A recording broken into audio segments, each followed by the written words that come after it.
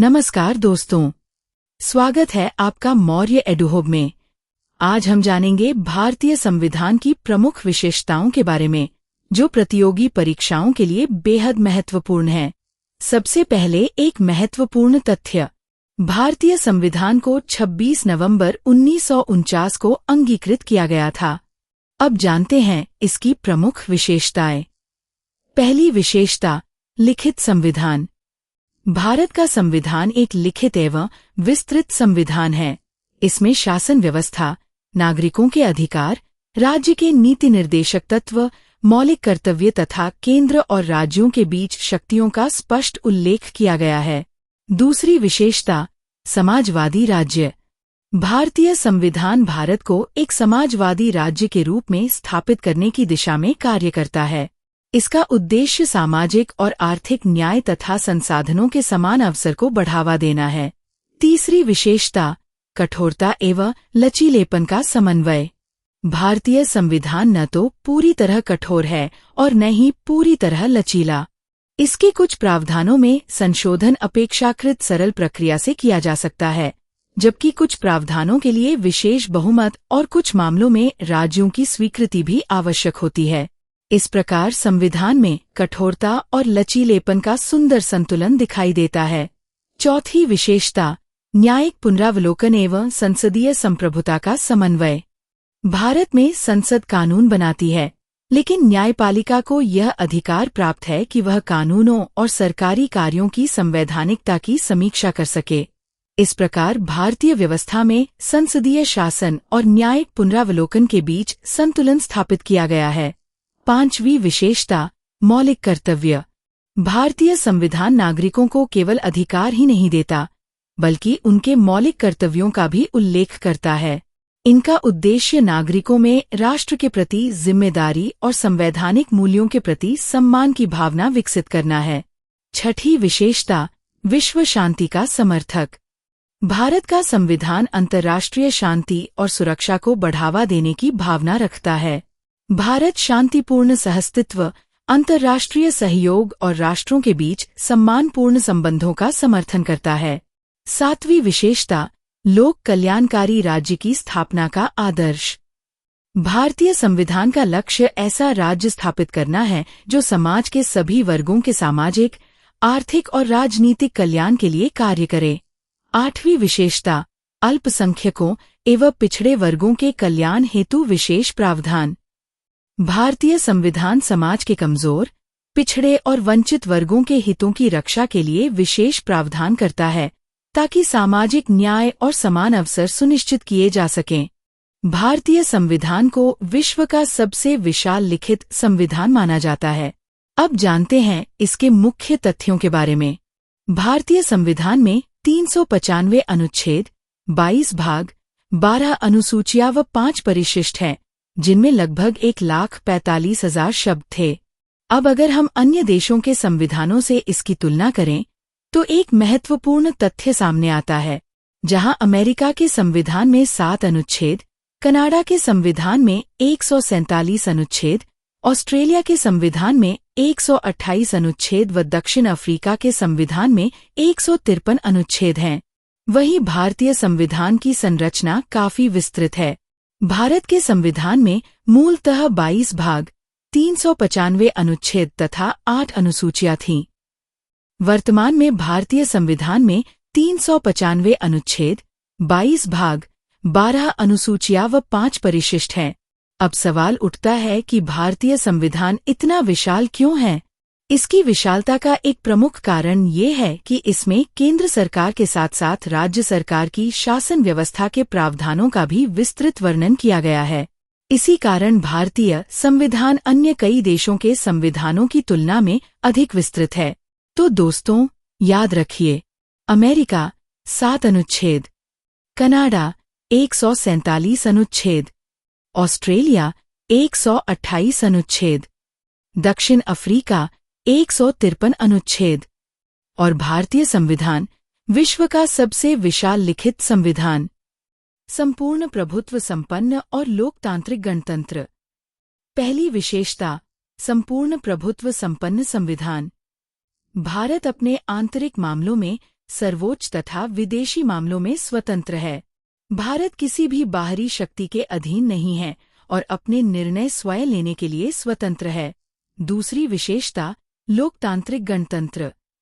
भारत का शासन जनता में निहित है तथा भारत का प्रमुख अर्थात राष्ट्रपति निर्वाचित होता है, न कि वंशानुगत। तीसरी विशेषता, पंथ निरपेक्ष राज्य। अनुच्छेद 25 में धर्म के क्षेत्र में प्रत्येक नागरिक को स्वतंत्रता दी गई है। धर्म के नाम पर किसी भी नागरिक से भेदभाव नहीं किया गया है। साथ ही राज्य का कोई आधिकारिक धर्म भी नहीं है। भारतीय संविधान की इसी विशालता को लेकर हरिविष्णु कामत ने कहा था कि हमें इस बात का गर्व है कि हमारा संविधान विश्व का सबसे विशाल संविधान है। वहीं निराजुद्दीन अहमद ने संविधान निर्माण में अधिक समय लगने के कारण प्रारूप समिति को अपवहन समिति नाम दिया था। और श्रीनिवासन के शब्दों में, भारतीय संविधान केवल एक संविधान नहीं है, बल्कि देश की संवैधानिक और प्रशासनिक पद्धति के महत्वपूर्ण पहलुओं से संबंधित एक विस्तृत वैज्ञानिक संहिता भी है। संसदीय शासन व्यवस्था और एकात्मक संघात्मक संयोग। अब बात करते हैं संसदीय शासन व्यवस्था की। संसदीय शासन व्यवस्था में कार्यपालिका व्यवस्थापिका से ही निकलती है और व्यवस्थापिका के प्रति सामूहिक रूप से उत्तरदायी होती है। इसकी मूल विशेषता है कार्यपालिका व्यवस्थापिका के प्रति सामूहिक जिम्मेदारी। अब समझते हैं एकात्मक एवं संघात्मक तत्वों के अद्भुत संयोग को।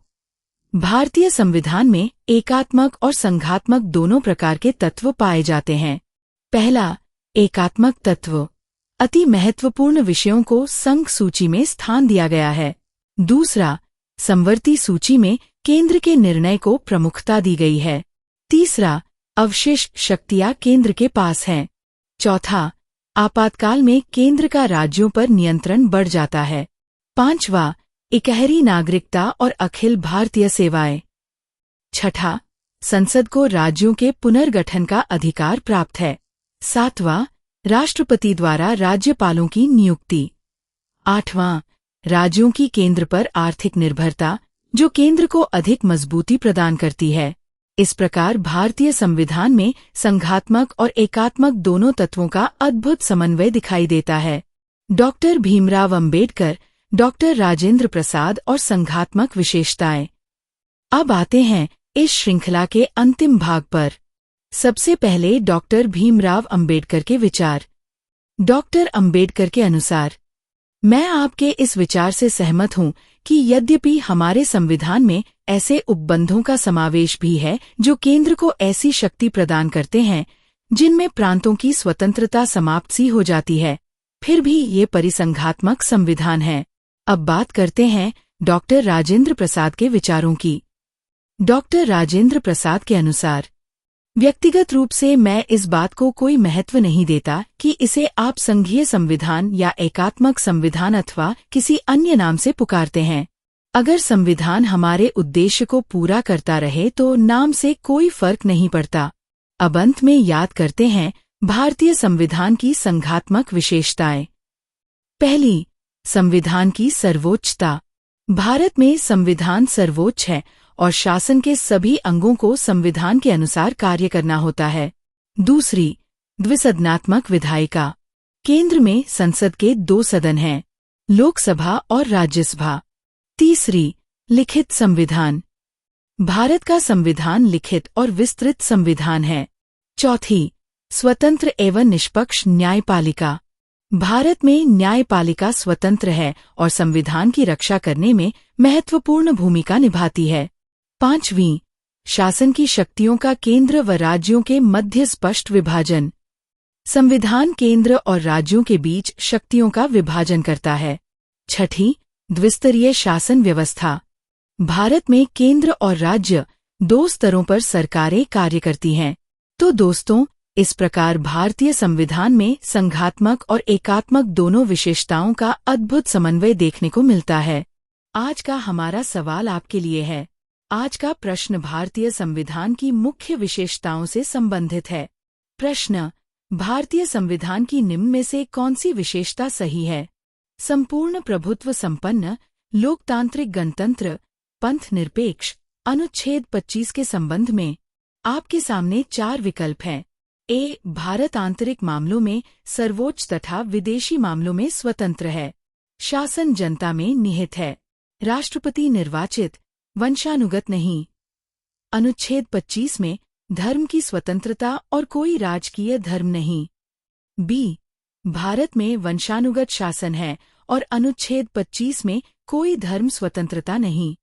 सी. पंथ निरपेक्ष का अर्थ है हिंदू धर्म को राजकीय धर्म घोषित करना। डी. हरिविष्णु कामत ने कहा कि भारतीय संविधान विश्व का सबसे छोटा संविधान है। इसका सही जवाब नीचे कमेंट बॉक्स में जरूर लिखें। देखते हैं सबसे पहले सही उत्तर कौन देता है। जय Hind. Thanks for watching. Video को लाइक करें, शेयर करें और चैनल मौर्य एडुहोब को सब्सक्राइब करें। Thank you for learning with us new videos every day.